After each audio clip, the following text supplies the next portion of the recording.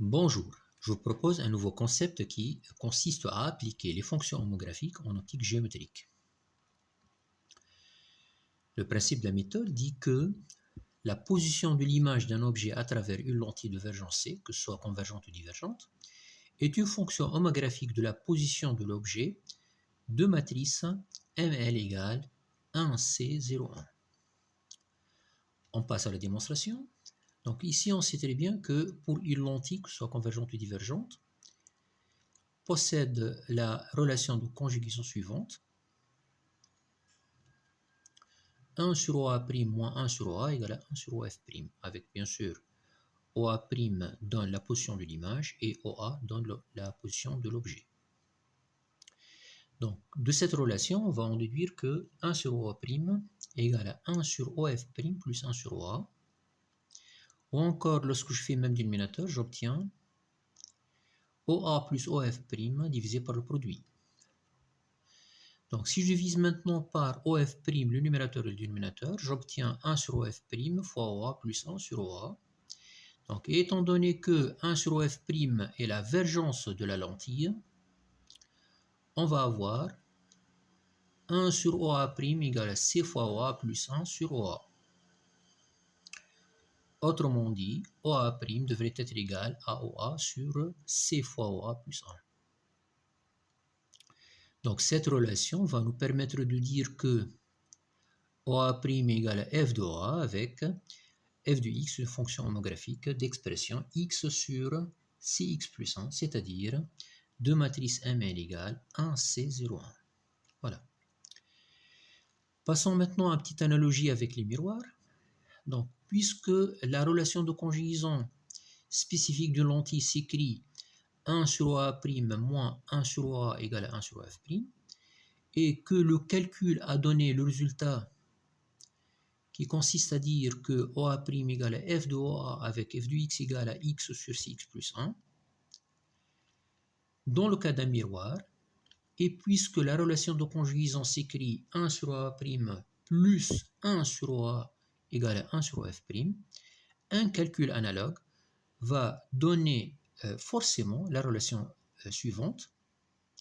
OA' égale à G de OA avec G de x égale x sur Cx moins 1. C'est-à-dire que la matrice caractéristique d'un miroir est 1C0 moins 1. Passons à faire quelques exemples illustratifs. Donc, dans le premier exemple, on va considérer une lentille convergente L de distance focale 50 mm. La première question dit « Trouvez la position de l'image par L d'un objet A dans les cas suivants. Lorsque OA égale à moins 60 mm, OA égale à moins 40 ou bien OA égale à 150 mm. » Donc, en premier lieu, on va bien sûr chercher la vergence de L. Donc, L égale à 1 sur OF', c'est-à-dire égale à 20 dioptries. Ceci va nous permettre d'en déduire la matrice caractéristique de la lentille. Ça fait 1, 20, 0, 1. Autrement dit, la fonction caractéristique de la lentille, ça fait FL égale x sur 20x plus 1. Voilà donc le premier cas. Là où OA égale à moins 60 mm, c'est-à-dire moins 0,06 m. En utilisant cette fonction, OA' égale à FL de OA, c'est-à-dire moins 0,06 sur 20 fois moins 0,06 plus 1. Le résultat donne OA' égale à 0,3 m. C'est une image réelle. Donc ceci est bien confirmé par la méthode de traçage des rayons. Deuxième cas, OA égale à moins 40 mm. Donc on va utiliser la même fonction homographique. C'est-à-dire OA' égale à moins 0,04 sur 20 fois moins 0,04 plus 1. En tout, on trouve OA' égale à moins 0,2 m. C'est une image virtuelle. Donc voilà la situation bien illustrée par la méthode des traçages des rayons. Voilà donc l'image bien placée. Troisième cas, OA égale à 150 mm, c'est-à-dire 0,15. Appliquons la même fonction. On trouve alors OA égale 37,5 mm. Voilà donc l'image bien placée. Passons à un deuxième exemple, ou bien à une deuxième question. Donc, on va maintenant essayer de trouver la position d'un objet dont l'image est située à la position suivante. Donc, lorsque OA' égale à 100 mm, ou bien OA' égale à moins 150 mm. Donc, c'est-à-dire, ici, on va faire le travail inverse. On connaît la position de l'image, on cherche la position de l'objet. Donc, bien sûr, ici, on a besoin de chercher la fonction réciproque f-1. Donc, étant donné que la fonction associée à elle est fl égale x sur 20 x plus 1, on a déjà trouvé, c'est-à-dire de matrice ml égale 1, 20, 0, 1,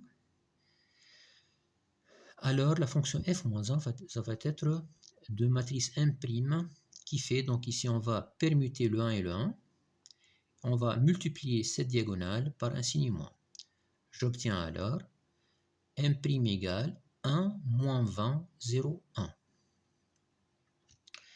Donc, c'est-à-dire que la fonction f-1 de x devrait être égale à x sur moins 20x plus 1.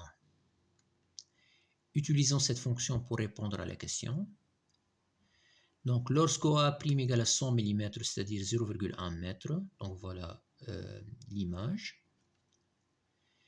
OA, ça va être égal, donc ici on a appliqué la fonction f-1, égale à 0,1 sur moins 20 fois 0,1 plus 1, c'est-à-dire OA égale à moins 0,1 m. Voilà, donc c'est bien placé. Le deuxième cas, OA' égale à moins 0,15 m, c'est-à-dire OA égale à moins 0,15 sur moins 20 fois moins 0,15 plus 1. Voilà, donc OA égale moins 0,0375 mètres. C'est un objet réel, c'est-à-dire placé à moins 37,5 mm du centre de la lentille. Passons maintenant à un deuxième exemple. Dans cet exemple, on va étudier une lentille divergente L de divergence C égale à moins 10 dioptries. Et on va essayer de remplir le tableau suivant. Donc, dans ce tableau, on donne parfois la position de l'objet, on demande celle de l'image, et parfois on fait l'inverse. Donc, pour le premier cas, donc ici, on a bien sûr la matrice caractéristique de la lentille divergente, ça fait 1, C, 0, 1, c'est-à-dire 1, moins 10, 0, 1. On va en déduire la fonction homographique caractéristique de la lentille, ça fait x sur moins 10x plus 1. Pour le premier exemple, OA égale à moins 0,3 m, c'est-à-dire OA' égale à moins 0,075 m, bien sûr, en appliquant tout simplement la fonction f. Voilà donc la situation bien vérifiée avec la méthode des traçages des rayons. Deuxième cas, OA égale à moins 0,4 m.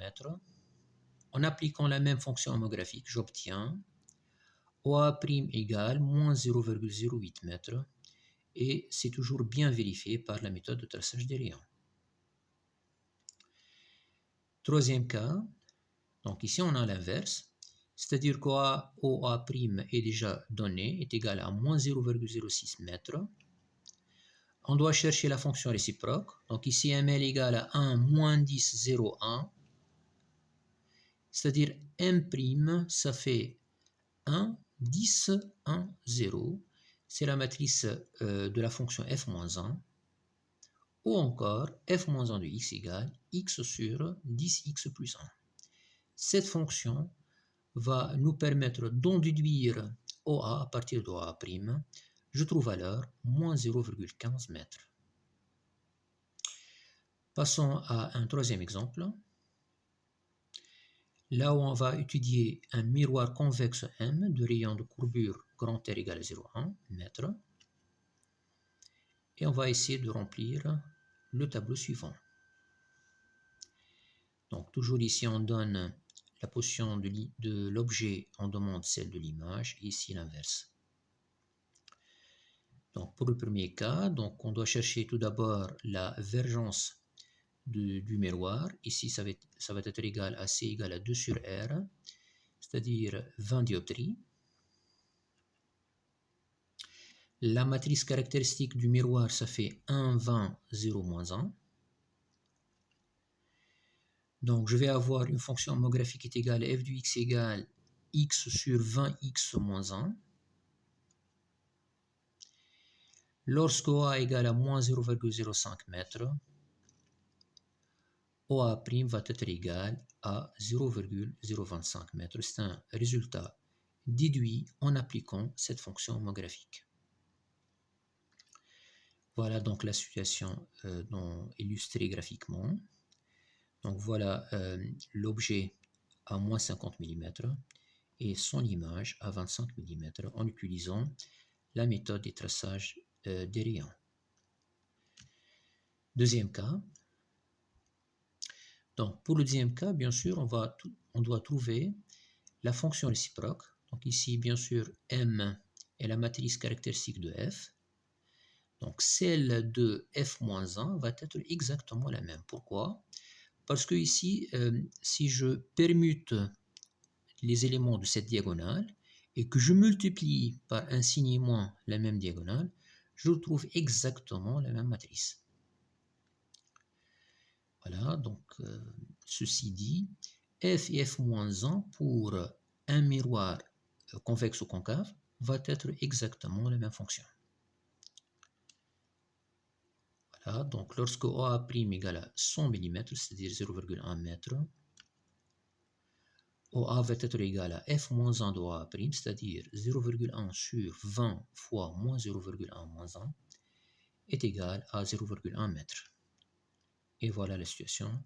Donc ici, on constate que objet et image sont situés exactement à la même place. Voilà donc la méthode. J'espère que tout est clair. Merci beaucoup. À la prochaine fois.